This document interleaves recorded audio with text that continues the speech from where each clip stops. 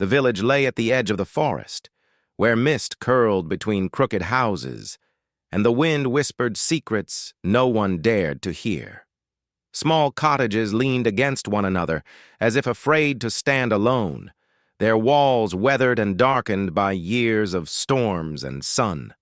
Smoke curled from a few chimneys, carrying the scent of burning wood and bread. But most homes were silent, except for the occasional cough of an old villager or the soft cry of a child. Ilara moved carefully along the narrow dirt path. She clutched a small bundle of herbs in her hands, their leaves crushed slightly, releasing a faint, earthy aroma. She was thin, with hair the color of autumn leaves and eyes that seemed far older than her 16 years. Life had not been gentle with her. Orphaned, living alone in a small cottage at the edge of the village, she had learned to survive by her wits and her courage.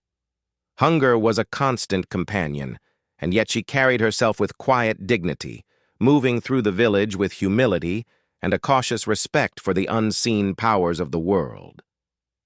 That night, the moon hung low in the sky, a thin silver crescent barely illuminating the forest's edge. The villagers had locked their doors hours ago, muttering prayers against spirits and monsters, fearful of what the dark might bring. Ilara, however, was not so easily frightened. She moved toward the outskirts, where the trees stretched tall and black against the sky. That was where she found it, a small, trembling shape near the roots of an ancient oak. The bat lay there, its wings broken and folded awkwardly against its tiny body. Its fur was matted, and its eyes, wide with fear, seemed almost human in their desperation. Most people in the village would have recoiled in horror, calling it an ill omen or the messenger of death. But Ilara's heart did not turn away. She knelt slowly, careful not to startle it. "Shh, it's all right," she whispered, her voice soft and steady. She lifted the bat gently, cradling it against her chest. Its tiny heart beat frantically, and it made a faint, pitiful sound. Ilara tore a piece of cloth from her dress and wrapped it loosely around the bat, then rummaged in her basket for something to feed it. She found a few drops of honey and water, careful to drip them onto a leaf where the bat could sip without fear. Night after night she tended to it, her hands gentle, her voice calm. As she worked, she felt a strange warmth, a connection to this fragile creature that went beyond pity. Perhaps it was the bat's trust, so complete and fearless, or perhaps it was the feeling that she was doing something good, something that mattered in a world that had been cruel to her. The villagers, of course, noticed. Old Morlan, the blacksmith, muttered as she passed his shop one morning, "That girl is meddling with the spirits. Be careful, Ilara. The night is full of things that bite deeper than teeth." But Ilara paid little heed. She had always believed that kindness was stronger than fear, and something in her heart whispered that this small act of mercy might change more than just the life of a single bat. The next evening, she returned to the edge of the forest to find the bat had stirred. Its wing, though still weak, fluttered slightly when she approached. A shiver ran down her spine as she noticed a faint, almost imperceptible glow emanating from its eyes in the dim moonlight.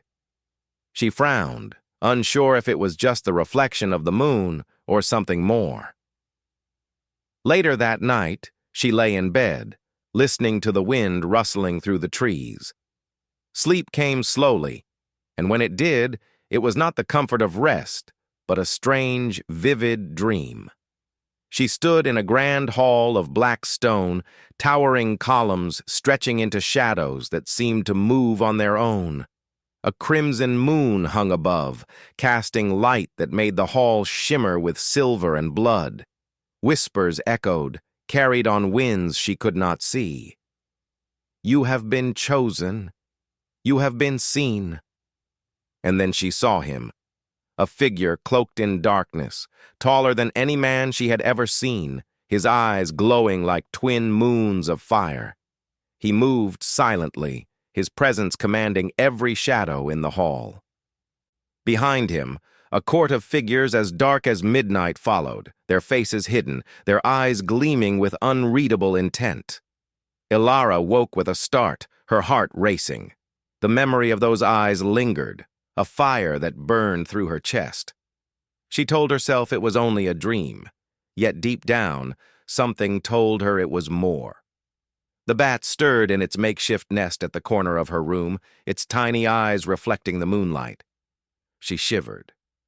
Could it be connected? Could this small creature have led her into something far greater than she understood? The following days were ordinary in appearance, but the air seemed charged with an invisible tension. Birds fled her presence, shadows lingered longer than they should, and even the villagers seemed uneasy, casting wary glances toward the forest. Ilara herself noticed changes within her. She felt stronger, yet her dreams became more intense, visions of a dark world where power and desire intertwined in ways she could not name. It was on the third night, as the wind howled and the trees bowed under its force, that it happened. Ilara had just returned from gathering firewood when she heard the sound, a soft, deliberate tapping at her door. Her breath caught in her throat. Visitors were rare, and at this hour almost unheard of. She opened the door slowly. At first she saw only shadows stretching across the snow-dusted ground. Then, from the darkness, he emerged. The Vampire King. He moved with a grace that seemed impossible, each step silent yet resonant with authority. His eyes, the color of molten gold, fixed on her as if he had been searching for her across centuries. Behind him, the silhouettes of his court emerged. Their forms tall and elegant, their movements perfectly synchronized, like predators walking through a dream. Ilara froze. Fear, awe, and something unfamiliar stirred within her chest. She wanted to close the door, to run, to scream, yet her feet remained rooted to the ground. "Do not be afraid," the Vampire King said, his voice low, melodic, carrying a weight that made her bones tremble. "You saved one of mine. For that, you are seen." She glanced at the bat, now perched in her hand. It had recovered enough to fly, yet it remained there, trembling. She understood, without knowing how, that this act of kindness had reached beyond the natural world. The king's eyes softened slightly, though his presence remained overwhelming. "Come with me," he said. "The night is not safe, nor is your heart, in the world you know. You have been chosen to see what lies beyond the veil of mortal life." Ilara's mind raced. What did he mean by chosen? Who were these creatures, these beings of shadow and light? And why had she been brought into their world? Fear screamed inside her, urging her to slam the door, to flee back to the familiar, yet curiosity and something deeper, something tied to the quiet kindness she had shown, pushed her forward.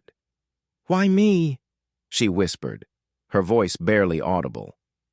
"Because you showed mercy when none was expected," he replied.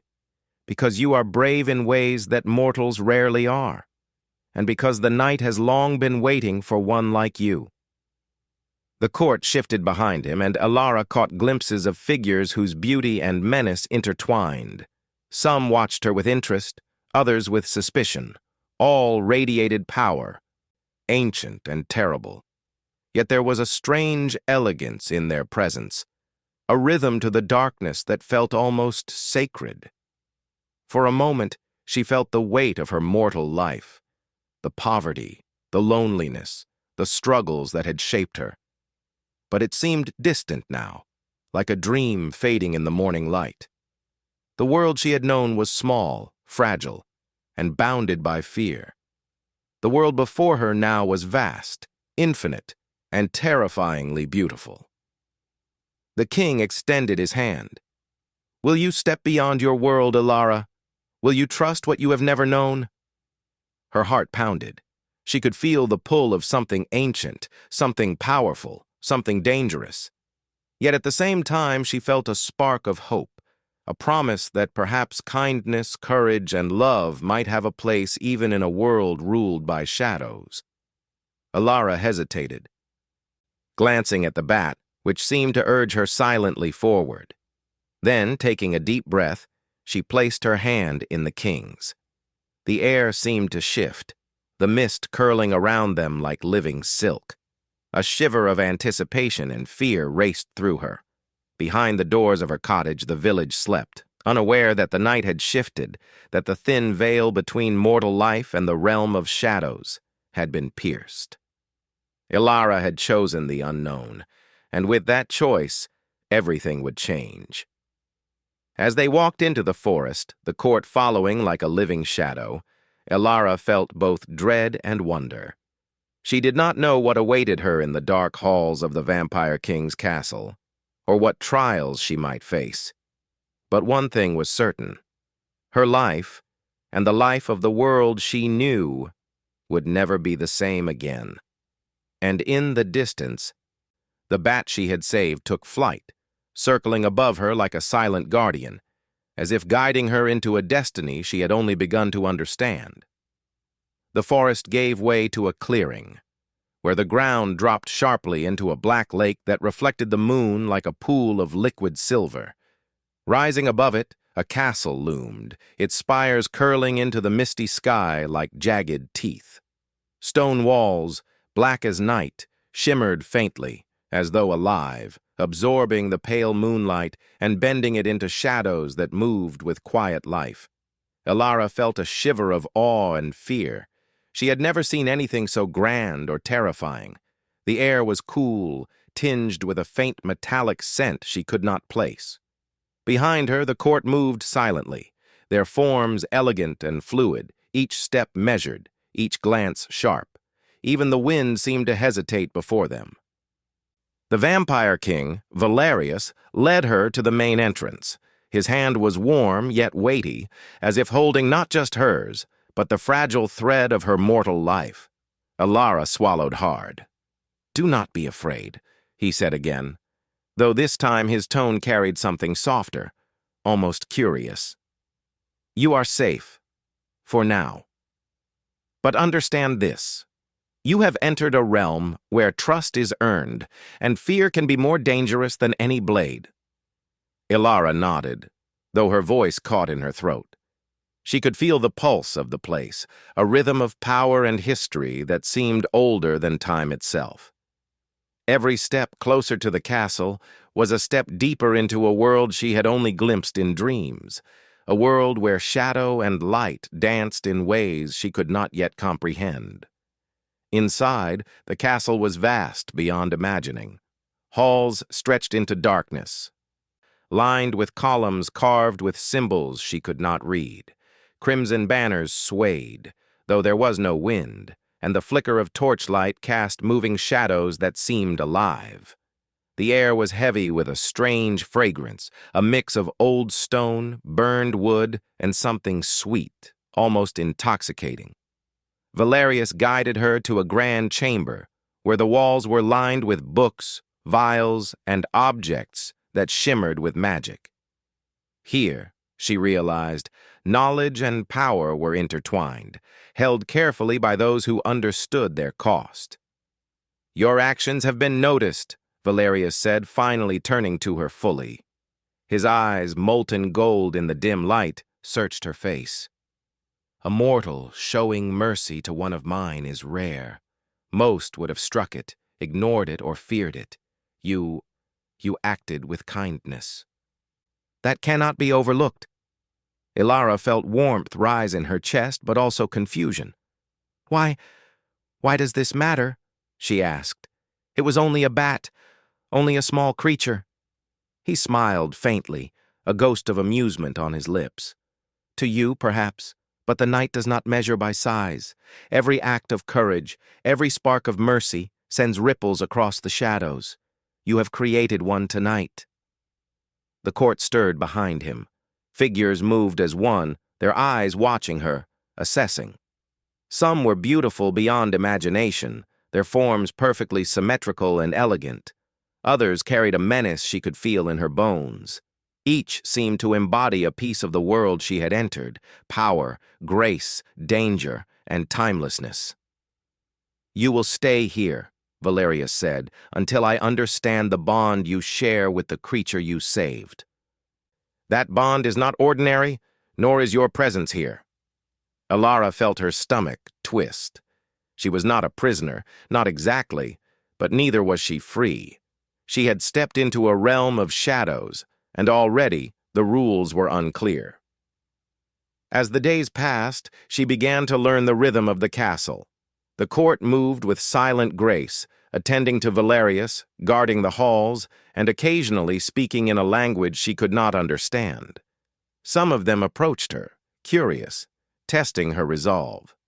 A tall figure with silver hair spoke first. "Mortal," he said, his voice like ice against steel, "why do you linger in this place where the sun fears to tread?" I don't know," Alara admitted. "I was drawn here, and I am afraid. But I also feel something I cannot name." The vampire regarded her for a long moment. Then, without another word, he stepped back, disappearing into the shadows. Alara realized quickly that here nothing was said lightly, and every glance, every gesture carried meaning. Valerius watched her from across the hall, silent, his expression unreadable. Alara felt the weight of his gaze like a living thing. At times it unnerved her, at times it stirred something strange and unfamiliar in her chest. She realized she was learning to read the currents of this world, sensing the unspoken power dynamics of those who had lived beyond the reach of mortality. One night, she wandered into the library alone. Shelves stretched into the darkness, filled with tomes bound in black leather, their pages glowing faintly with inscriptions in gold and silver ink. As she ran her fingers along the spines, a small book fell into her lap. Its cover was plain, but the words inside seemed to whisper to her mind. "The bond of mercy can awaken the heart of the eternal, but beware, for desire and danger walk together." Alara's pulse quickened. She realized then that the bat she had saved was no ordinary creature, and that her small act of kindness had drawn her into forces far greater than she could imagine. The next evening, Valerius summoned her to the throne room. It was larger than any hall she had seen, the ceiling stretching into darkness, lit only by the blood-red moon that hung like a jewel. The throne itself was carved from black stone, jagged and beautiful, as though it had grown from the earth itself. Valerius sat upon it, his posture regal and commanding, yet his eyes softened as he looked at her. "You have a choice, Alara," he said, his voice echoing across the chamber. "You may leave now, return to the world you know, and forget what has passed, or you may remain and step fully into the night, accepting all that it brings." Ilara's mind spun. To leave would mean safety, familiarity, a return to the life she had always known. But her heart whispered otherwise. She had seen the world beyond the village, glimpsed the depth of power and history, and felt the pull of something ancient. To remain would mean danger, uncertainty, and perhaps a destiny she could not yet understand, but it also promised growth, courage, and something more. Before she could answer, a sudden commotion arose near the entrance. Shadows shifted unnaturally, and a figure emerged, unlike any she had seen before. Rogue, wild, and dangerous, it was a vampire who had once betrayed Valerius, banished long ago for treachery. Its eyes gleamed with malice, and it moved toward her with a predatory grace. "Step aside, mortal!" it hissed, voice low and threatening. "This does not concern you." Alara felt her pulse hammer in her chest. Fear screamed, urging her to flee. Yet she remembered the bat, the kindness that had drawn her into this world, and the strange connection she felt to Valerius. She would not run. Not now. Not from this. Valerius rose, his cloak flowing behind him like liquid shadow. "Leave her!" he commanded, his voice sharp, cutting through the tension like steel. The rogue paused, its eyes narrowing, as if calculating the risk, but it did not retreat. Ilara's heart raced, and in that moment, she realized something important. Courage was not the absence of fear, it was action despite it.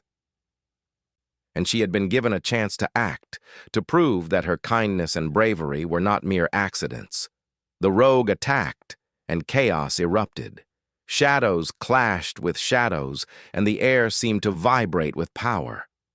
Ilara felt herself caught in the currents of a world far beyond mortal comprehension, yet something inside her remained steady. She reached for the bat, now perched on her shoulder, feeling its tiny warmth, its silent encouragement. Valerius fought with a precision and grace that left Ilara breathless, yet he was not invincible.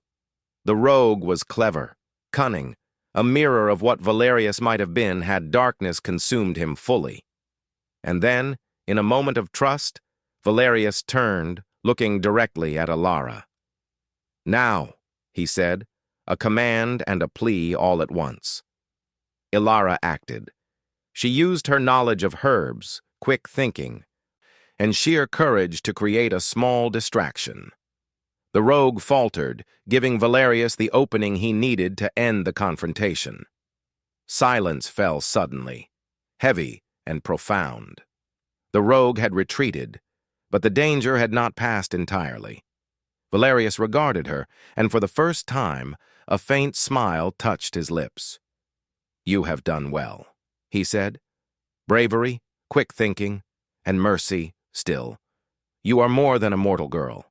You are remarkable." Ilara felt warmth bloom in her chest, mingled with exhaustion and relief. But beneath it all, she sensed a deeper truth.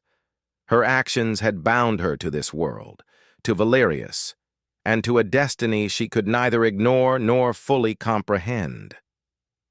She glanced at the bat, which had returned to her shoulder, its tiny eyes shining. Somehow she knew the bond she had formed had led her to this moment, and that the night had only begun to reveal its mysteries. The castle was quiet now, but the air remained heavy, with the echoes of battle and unspoken power. Shadows clung to the corners, whispering secrets only the court could hear. Ilara moved carefully, her senses alert, her heart still pounding from the encounter with the rogue vampire. Every step through the vast halls was a reminder that she was far from the simple life of her village. Here, each corridor, each torch-lit arch seemed alive, observing her, testing her.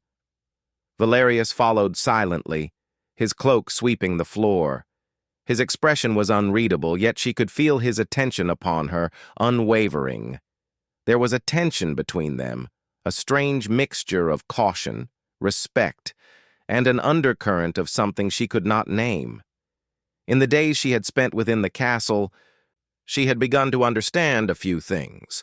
The court was powerful, loyal to the king, but wary of outsiders. Valerius was feared by all, yet beneath his authority there lay a heart that had long been buried under centuries of solitude and rule. "You are changing," he said quietly, as they reached a chamber overlooking the Black Lake. The crimson moon reflected across the water, painting everything in a surreal red glow. "Do you feel it?" Ilara looked at him, uncertain. "Changing?" "Yes," Valerius replied, his gaze intense. "You have faced fear, you have acted with courage, and yet you are not yet fully bound to this place. The night tests us all, but it also reveals who we truly are." Ilara's pulse quickened. She had never thought of herself as brave. In her village, she had been careful, timid, and used to being overlooked. But here, amidst shadows and power beyond imagination, she had discovered strength she did not know existed, and she realized it was not merely her own courage, it was the bond she had formed with the bat, the act of kindness that had brought her into this world, and now, the trust Valerius had placed in her. Before she could speak, a sudden wind swept through the chamber, chilling the air and ruffling her hair. The shadows at the edges of the room stirred, and from them emerged a figure she had not expected. It was the rogue vampire, the one who had attacked her and Valerius days before. Though weakened, it had returned, its eyes glowing with defiance and malice.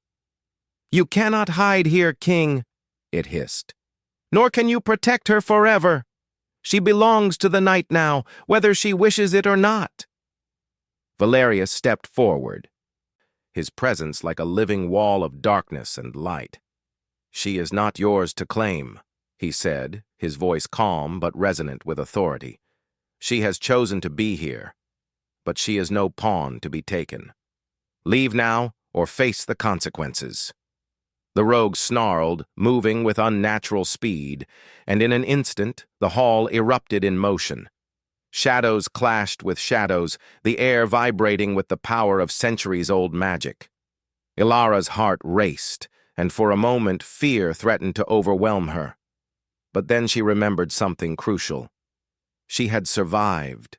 She had acted. She had chosen kindness even when it was risky. Fear alone would not save her. Action would. She reached into the small pouch she always carried, pulling out herbs and powders she had learned to use for healing and minor spells. With hands steady despite her trembling, she scattered a circle of glowing dust on the floor. The rogue faltered, stepping back, confused and hindered by the sudden barrier.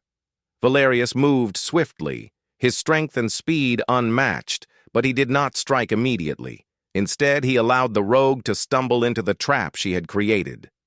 The court watched silently, some impressed, others curious, all aware that this mortal girl had done what many would not even attempt. The rogue hissed, frustrated, and vanished into the shadows, leaving only a faint trace of movement behind. Valerius turned to her, his expression softened, though still tinged with awe. "You did well," he said simply. "Bravery, wisdom, and mercy all at once? Few mortals could manage that." Ilara's cheeks warmed. I only did what I thought was right."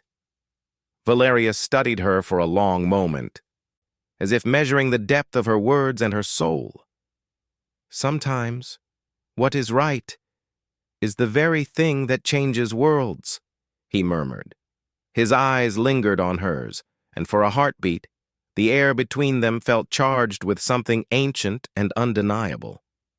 Days passed, and the castle began to feel less like a prison and more like a place of learning, of growth. Ilara studied the ways of the court, the subtle movements, the silent communication of glances and gestures, the history etched into every stone. She discovered that Valerius was not merely a ruler of shadows, but a being bound by a curse, a loneliness that stretched centuries, a fear that love could destroy him. One evening, as they overlooked the lake from the highest tower, the moon casting its crimson glow across the water, Valerius spoke again.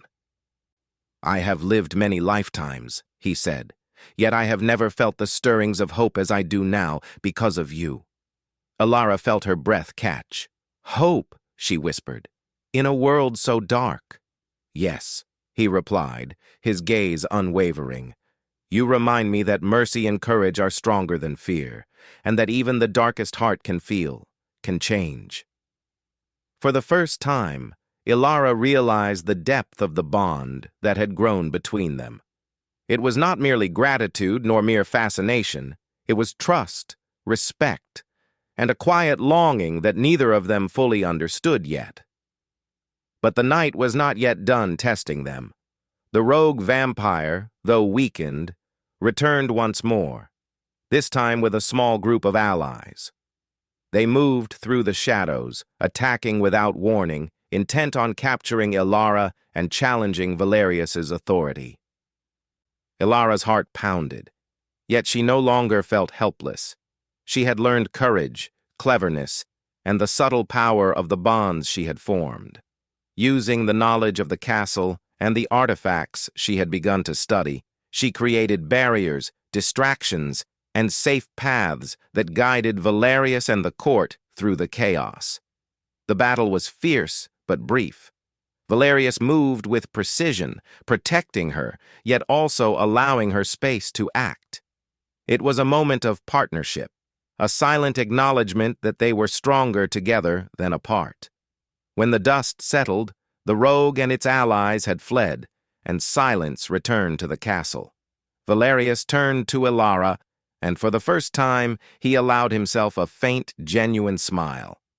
"You have changed more than yourself, Elara," he said. "You have awakened something in me that I thought was lost forever." Elara looked at him, her chest tight with emotion.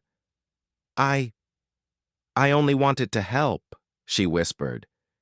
"And in helping you have changed the night itself," he said. "Perhaps even me." The crimson moon dipped low, bathing the castle in a final wash of red light. Elara understood then that she could not return to the life she had once known. Her heart had grown too large, her courage too strong, and her connection to Valerius and this world too deep. Yet fear still lingered. Could a mortal truly belong in the realm of the eternal? Could she love one who had lived centuries and carried the weight of curses she could not fully understand? Valerius approached, his hand extended once more.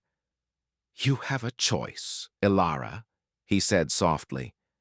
"To remain here, to embrace this world and your place in it, or to leave, carrying the memory of what could have been. But understand this, if you remain, you are no longer just a visitor. You are a part of the night, and a part of me." Elara looked at his hand, at the golden fire in his eyes, and felt the pull of destiny. She remembered the bat, the small act of mercy, and how it had led her here. She thought of the rogue, the challenges, and the courage she had discovered in herself. And she realized that love, trust, and courage were stronger than fear. Slowly, she placed her hand in his. The moment their fingers touched, a warmth spread through her, a sense of belonging, a promise that they would face whatever came together. Around them, the court watched, some with approval, some with silent curiosity, all aware that a new balance had been struck in the shadows of the castle. The bat, now fully healed, circled above them, a silent guardian and a reminder of the small act that had begun it all. It darted through the air, wings catching the light of the moon, before disappearing into the night. Elara felt a new strength within her. She was no longer just a poor girl from a village at the forest's edge. She was a partner, a presence in a world of shadows, and a force in her own right. She looked at Valerius, and though she did not yet understand all the rules of the night, she knew one thing clearly. Courage, mercy, and love could change even the darkest hearts. And as the first hints of dawn touched the edges of the sky, painting the horizon in pale gold, Elara realized that she had been reborn, not just into a world of shadows, but into a life where hope, trust, and love could thrive, even amidst darkness. For the first time she smiled freely, knowing that the night and the vampire king had found in her something eternal. And in that moment, she understood that every choice she had made, every act of courage, every moment of mercy, had led her here to a destiny she was ready to embrace. The castle, the court, and the night itself seemed to settle around her, protective and alive, welcoming her into the fold. The world outside, with its fears, poverty, and smallness, was behind her. Ahead lay a future of mystery, power, and the quiet, unspoken promise of love. And as the crimson moon faded into the first light of day, Elara knew that her story had only just begun.